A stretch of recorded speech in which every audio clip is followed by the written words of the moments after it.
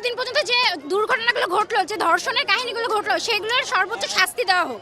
তাহলে যদি একটু মানুষের টনক নড়ে যে না, এগুলো এইরকম কাজ আর পরবর্তীতে করা যাবে না, এটাই আমাদের চাওয়া এবং এটাই আমাদের রাষ্ট্রের কাছে পাওয়া।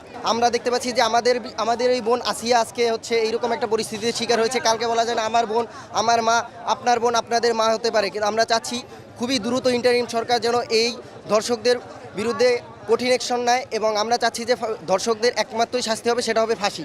আমরা আসছি ধর্ষকের ফাঁসির বিরুদ্ধে, তার শাস্তি সর্বোচ্চ শাস্তি চাই আমরা এই জন্য আসছি। আমরা রোকের হল থেকে শুধু এই কারণে বের হয়েছি যে আমরা ধর্ষকের ফাঁসি চাই।